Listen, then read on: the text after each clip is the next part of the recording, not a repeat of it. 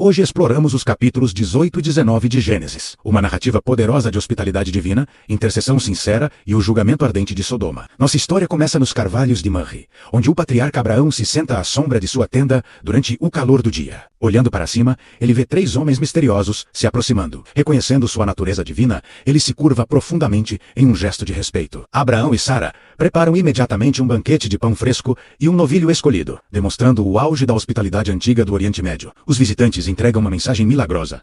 Por volta desta época, no ano que vem, Sara, apesar de sua idade avançada, terá um filho. Escondida atrás da aba da tenda, Sara ri consigo mesma, duvidando da possibilidade de tal maravilha em seu tempo de vida. Quando os visitantes se levantam para partir, olham em direção ao vale de Sodoma. Abraão caminha com eles, sentindo um propósito solene em sua partida. O Senhor revela o clamor contra a maldade de Sodoma. Abraão, preocupado com os justos, começa a implorar pela sobrevivência da cidade. Ele negocia com Deus, perguntando se a cidade seria poupada por 50 pessoas justas. Depois 40, chegando finalmente a apenas 10. 2 anjos chegam às portas de Sodoma ao pôr do sol. Ló, sobrinho de Abraão, os cumprimenta e insiste que fiquem em sua casa por segurança. Quando uma multidão perversa cerca a casa, os anjos intervêm, ferindo os homens com cegueira em um flash brilhante de luz divina. Ao amanhecer, os anjos instam Ló e sua família a fugir. Eles avisam: fujam por suas vidas e custe o que custar. Não olhem para trás. Enquanto escapam, os céus se abrem. Fogo e enxofre chovem sobre Sodoma e Gomorra,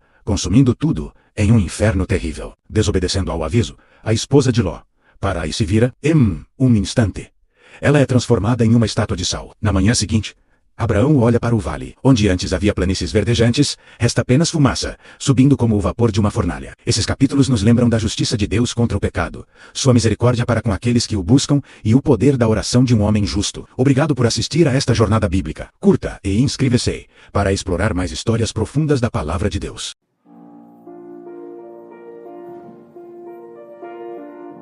O Senhor apareceu a Abraão nos carvalhos de Mamré, quando ele estava assentado à entrada de sua tenda.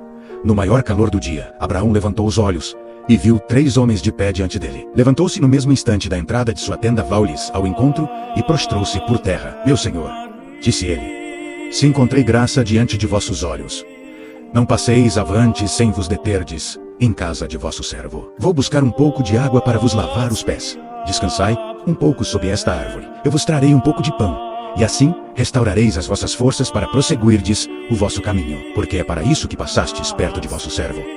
Eles responderam: faze como disseste. Abraão foi depressa à tenda de Sara.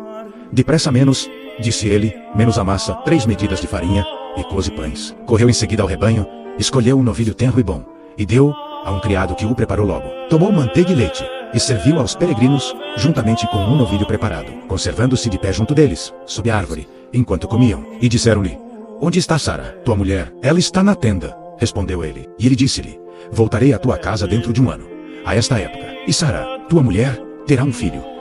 Ora, Sara ouvia por detrás, à entrada da tenda. Abraão e Sara eram velhos, de idade avançada, e Sara tinha já passado da idade. Ela pôs-se a rir secretamente.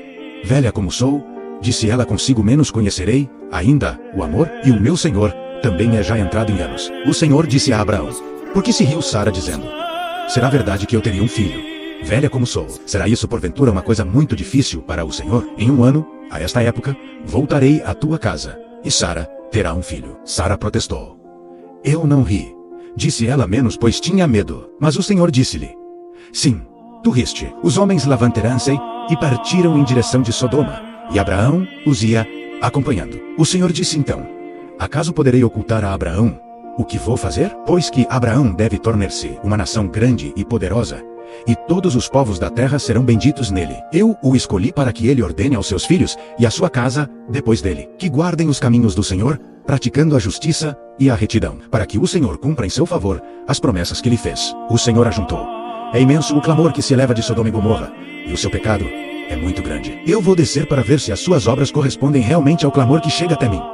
Se assim não for, eu o saberei. Os homens partiram, pois, na direção de Sodoma, enquanto Abraão ficou em presença do Senhor. Abraão aproximou-se e disse: fareis o justo perecer com o ímpio? Talvez haja 50 justos na cidade. Os farão perecer? Não perdoaríeis antes a cidade, em atenção aos 50 justos que nela se poderiam encontrar? Não, vós não poderíeis agir assim, matando o justo como o ímpio e tratando o justo como o ímpio. Longe de vós tal pensamento. Não exerceria o juiz de toda a terra a justiça? O Senhor disse: se eu encontrar em Sodoma 50 justos, perdoarei a toda a cidade em atenção a eles. Abraão continuou: não leveis a mal, se ainda ouso falar ao meu Senhor, embora seja eu pó e cinza, se porventura faltarem 5 aos 50 justos, fareis perecer toda a cidade por causa desses 5? Não a destruirei, respondeu o Senhor.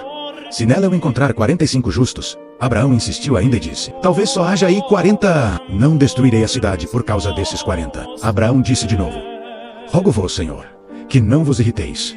Se eu insisto ainda, talvez só se encontrem 30. Se eu encontrar 30 menos, disse o Senhor, não o farei. Abraão continuou: desculpai, se ouso ainda falar ao Senhor, pode ser que só se encontre 20. Em atenção aos 20, não a destruirei. Abraão replicou: que o Senhor não se irrite se falo ainda uma última vez. Que será, se lá forem achados 10? E Deus respondeu: não a destruirei por causa desses 10. E o Senhor retirou-se, depois de ter falado com Abraão, e este voltou para sua casa.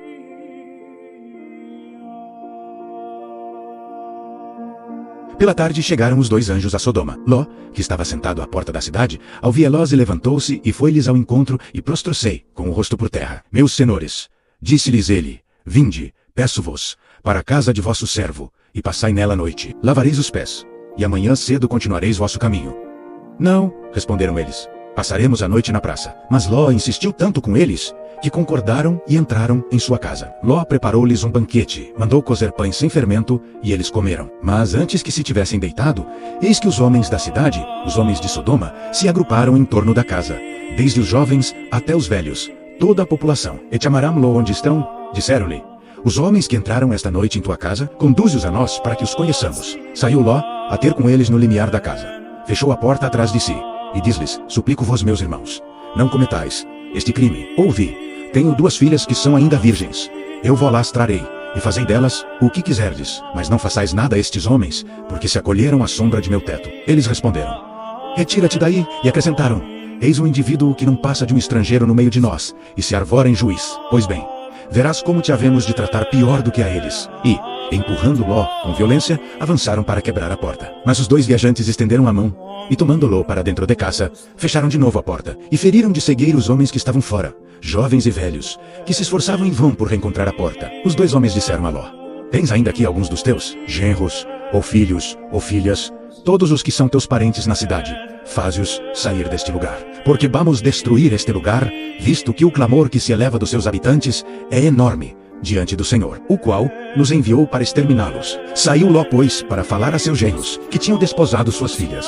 Levantai-vos, disse-lhes, sai daqui, porque o Senhor vai destruir a cidade. Mas seus genros julgaram que ele gracejava. Ao amanhecer, os anjos instavam com Ló, dizendo: levanta-te, toma tua mulher e tuas 2 filhas que estão em tua casa, para que não pereças também no castigo da cidade. E, como ele demorasse, aqueles homens tomaram pela mão a ele, a sua mulher e as suas 2 filhas, porque o Senhor queria salvá-los, e o levaram para fora da cidade. Quando já estavam fora, um dos anjos disse-lhe: salva-te, se queres conservar a tua vida, não olhes para trás, e não te detenhas em parte alguma da planície, mas foge para a montanha, senão perecerás. Ló disse-lhes: não, Senhor, já que vosso servo encontrou graça diante de vós, e usastes comigo de grande bondade, conservando-me a vida, vede, eu não posso me salvar na montanha, porque o flagelo me atingiria antes. Eu morreria. Eis uma cidade bem perto, onde posso abrigar-me. É uma cidade pequena, e eu poderei refugiar-me nela. Permiti que o faça menos, ela é pequena menos, e terei a vida salva. Ele disse-lhe: concedo-te ainda esta graça. Não destruirei a cidade a favor da qual me pedes. Apressa-te e refugia-te lá, porque nada posso fazer antes que lá tenhas chegado. Por isso, puseram àquela cidade o nome de Segor. O sol levantava-se sobre a terra quando Ló entrou em Segor. O Senhor fez então cair sobre Sodoma e Gomorra uma chuva de enxofre e de fogo, vinda do Senhor, do céu, e destruiu essas cidades e toda a planície, assim como todos os habitantes das cidades e a vegetação do solo. A mulher dele, tendo olhado para trás, transformou-se numa estátua de sal. Abraão levantou-se muito cedo e foi ao lugar onde tinha estado antes com o Senhor. Voltando os olhos para o lado de Sodoma e Gomorra, e sobre toda a extensão da planície, viu subir da terra um fumo espesso como a fumaça de uma grande fornalha. Quando Deus destruiu as cidades da planície, lembrou-se de Abraão e livrou Ló do flagelo com que destruiu as cidades onde ele habitava. Ló partiu de Segor e veio estabelecer-se na montanha com suas 2 filhas, pois temia ficar em Segor, e habitava numa caverna com suas 2 filhas. A mais velha disse à mais nova: Nosso pai está velho, e não há homem algum na região com quem nos possamos unir, segundo o costume universal. Vem, embriaguemos nosso pai e durmamos com ele, para que possamos nos assegurar uma posteridade. Elas fizeram, pois, o seu pai beber vinho naquela noite. Então, a mais velha entrou e dormiu com ele. Ele, porém, nada notou, nem quando ela se aproximou dele, nem quando se levantou. No dia seguinte, disse ela à sua irmã mais nova: dormi ontem com meu pai, façamo-lo beber vinho ainda uma vez, esta noite, e dormirás com ele para nos assegurarmos uma posteridade. Também naquela noite embriagaram seu pai, e a mais nova dormiu com ele, sem que ele o percebesse, nem quando ela se aproximou, nem quando se levantou. Assim, as duas filhas de Ló conceberam de seu pai. A mais velha deu à luz um filho, ao qual pôs o nome de Moabe. Este é o pai dos moabitas, que vivem ainda hoje. A mais nova teve também um filho, ao qual chamou Banami. Este é o pai dos amonitas, que vivem ainda hoje.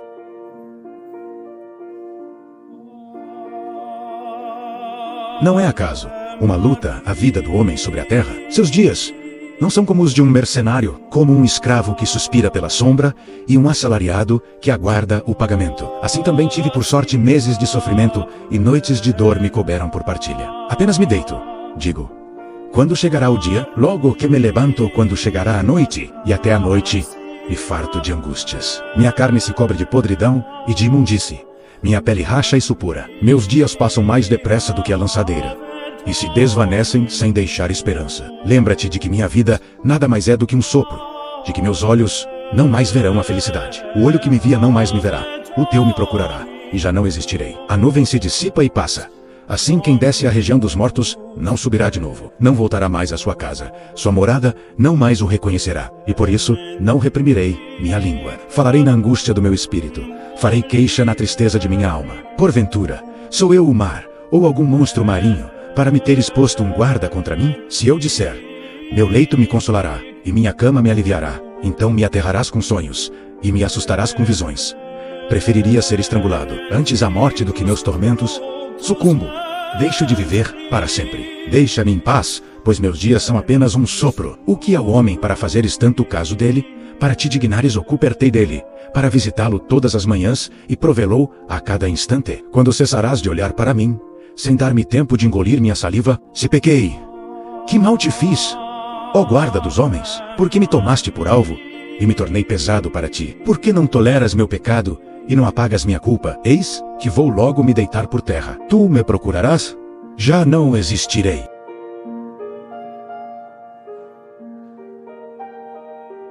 Bildade de Suás tomou a palavra e disse: até quando dirás semelhantes coisas?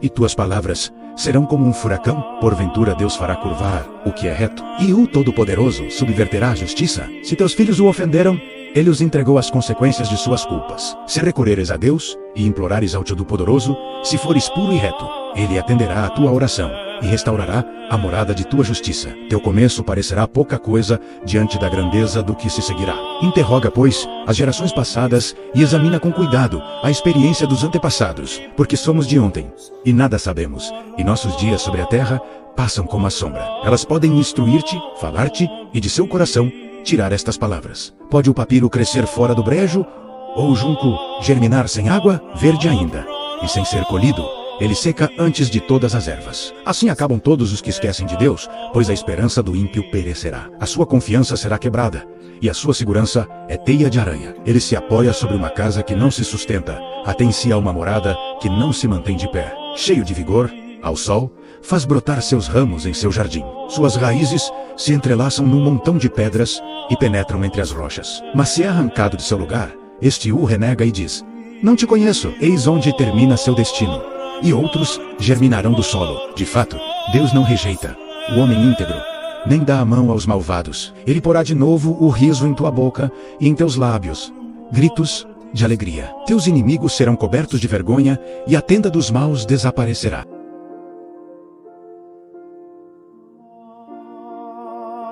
Meu filho, se acolheres minhas palavras e guardares com carinho meus preceitos, ouvindo com atenção a sabedoria e inclinando teu coração para o entendimento, se tu apelares ao bom senso, se invocares a inteligência, buscando-a como se procura a prata, se a pesquisares como um tesouro, então compreenderás o temor do Senhor e descobrirás o conhecimento de Deus.